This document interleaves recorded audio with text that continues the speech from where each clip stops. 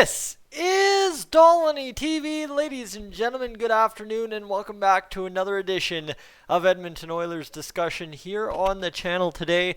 And let me tell you, you know what, this one's going to be a fun discussion. It's something that's floated around Oilers land for a little while, and it's something I have skirted away from talking about until somebody challenged me on it today in the comments section of one of the videos from a couple of days ago about how the Oilers are, well, going to be one of the easiest teams to play against because of their size. And I mean, that's a tough one for me to just sit there and say absolutely that's 100% going to happen. Like, the Oilers aren't going to be able to put anything up against anybody because their size is lacking.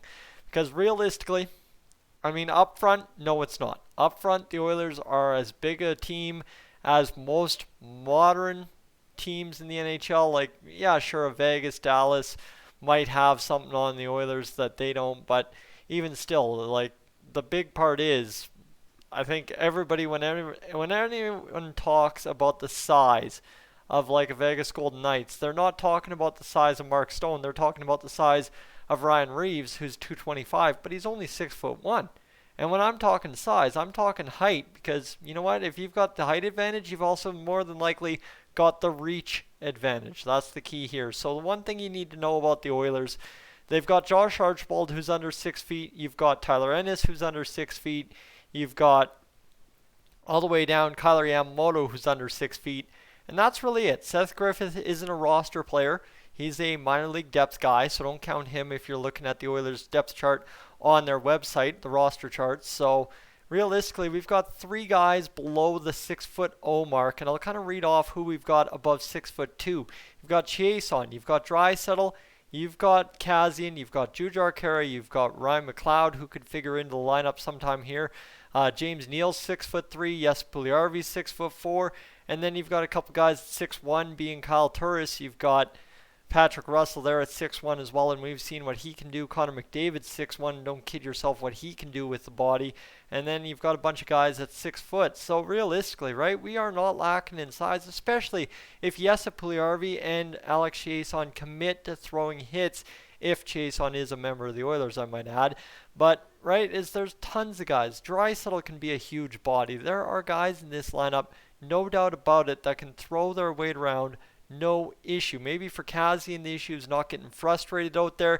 Jujhar Khaira, the issue is more so being engaged. And that's where it is. The Oilers' problem up front, and more so on the defense too, is not a lack of size, as it's a lack of will to engage physically, and a lack of, I don't know, mentality? I guess that would be the word. And you can look back at the Chicago series. I'll kind of list these off for you, see if I can get them going for you, because this would be the interesting thing to kind of draw back and look at if you're willing to look at it with me for a second here. As the Oilers, we know, right, lots of things went wrong in that play-in series against Chicago. Let me see if I can get the last couple of games here for the Oilers, if it's going to let me go. Scores schedule, that's what I'm looking for.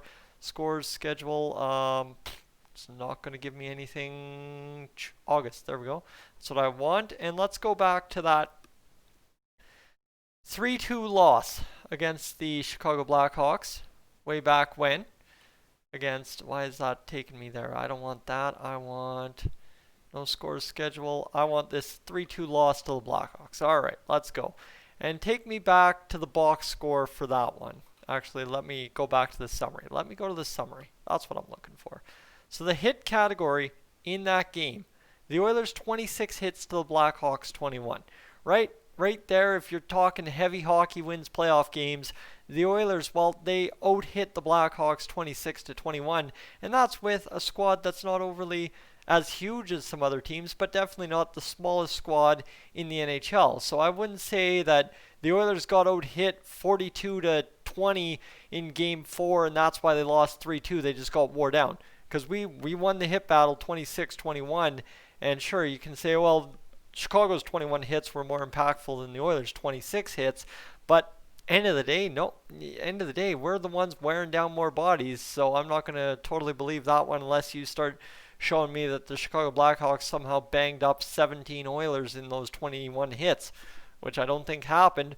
Connor McDavid, he was knocked out of the over the off season a little bit, but it wasn't due to being hit around by the Chicago Blackhawks, and that's Twitter confirmed by the Oilers, and every news media outlet except me had that story for you, because straight up I had nothing to gain from telling you that story. So at the end of the day, right? Is it not? It's not a problem that we can't throw hits. It's not a problem that we can't be effective with the body. It's just a problem of if we're going to be a smaller team going into the playoffs, which is what people are trying to insinuate, where I really don't see it. Yes, on the back end, the Oilers are a smaller team. All right, Tyson Barrie, 5'11", Ethan Bear, 5'11", but I'd actually expect to see Ethan Bear show up to camp registering 6'0" or 6'1" and probably clocking in at 205, 210 this season. I haven't read anything about his off-season work, but I'd imagine you're going to see him come in heavier, ready to engage and be a bigger battler in the corners and in front of the net. Evan Bouchard, if he earns a roster spot, he's 6'3", 200 pounds, and I can't imagine what he's coming in after playing over with Soderje of the Hockey Allsvenskan, right? I can't imagine what he's coming in at. Philip Broberg, same thing, 6'3", 200. So the future's looking good for big bodies on the blue line. You've got Caleb Jones sitting there at 6'1", so he's not small. He's not big by any means, but he's also not small. That's kind of what I'm getting at. The Oilers aren't small, but they're not big. They're in that middle ground, and that's where I come to the argument about the mentality thing. Chris Russell's the smallest defenseman, 5'10", 170. Yeah, but he's also the gutsiest out of anyone on our defense when it comes to throwing his body in front, except for Clefbaum, who just plays a ton of minutes, so that's why he has so many more block shots than Chris Russell. That's my theory anyway. So, right, and then you've got Darnell Nurse, who's up there, 6'4", 221, but plays like he's about 5'4" and 170. Like, the guy just doesn't go out there and use the body as effectively as he can. And Adam Larson, well, I don't know, Adam Larson rides guys hard, but still doesn't impress me at all in my mind. So, right, the Oilers, they don't have the biggest club. I'm not saying we have the biggest club, but I'm also saying we don't have the smallest club. And at the end of the day, if we're going to be effective come the playoff rounds when everybody talks about heavy hockey and you need big bodies to win Stanley Cups and stuff, is it comes down to just the mentality and the willingness, right? If you've got the mentality, I'm bigger than you, or I can be bigger than you. And Josh Archibald's the prime example of that. That's the whole thing when I got up going back and forth on that comment, is just simply, you think about Josh Archibald. The guy's 5'10", and plays like he's about 6'2", 6'3" out there, and he's a 176-pound body. Well, you know what? I'm sorry. Whether it be you get hit once by a 220-pound guy or you get hit 3 times by a 180 wrecking ball, you're going to get worn down, and it's just the mentality. You got to go out there and get the job done no matter the cost, and the Oilers have the guys capable of doing that. Prime example of that is Alex Chiasson, who just, for whatever reason, infuriates me with the body. He refuses to go out there and use his body, a 6-foot frame with 4 extra inches attached to it, to go out there and be a wrecking ball like he could be. He could be rolling guys over every single time he steps on the ice, but for whatever reason, he does not seem to physically engage as much as a 6'4" guy should.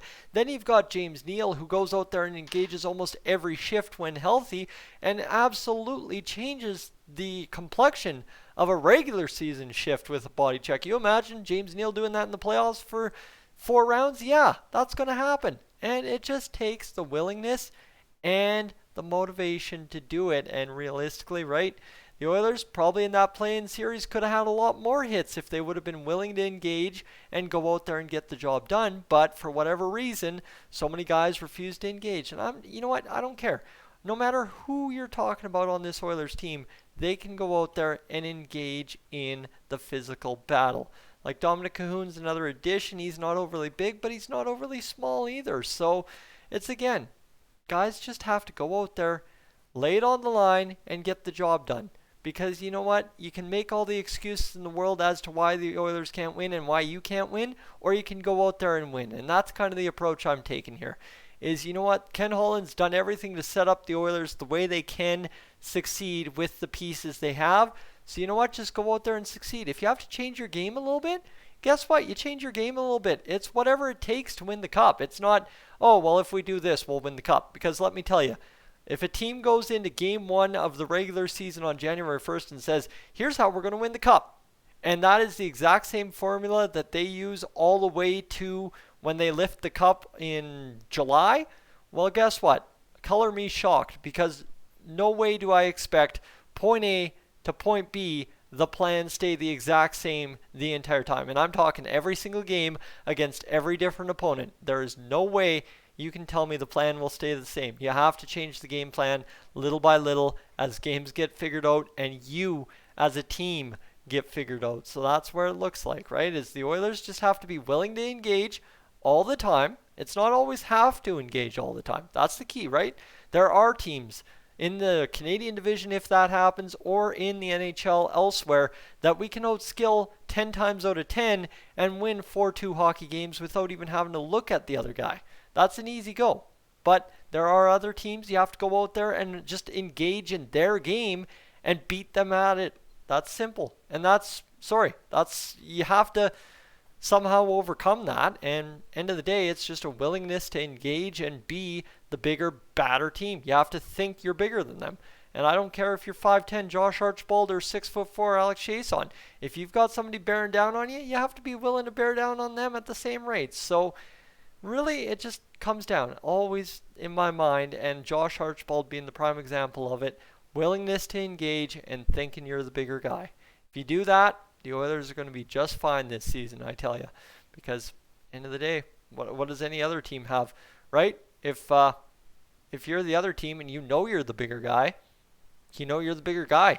It's easy to take a night off and rest on that, isn't it? And we've seen what taking a night off in Game 1 of a play-in series does. I'd hate to see what taking a night off in Game 1 of the first round of the playoffs does after a 48-game or 55-game regular season, especially against the Edmonton Oilers if they're on their game. Ladies and gentlemen, I'm Tyson. This is Dolynny TV. Thank you so much for tuning in. I will catch you in the next one.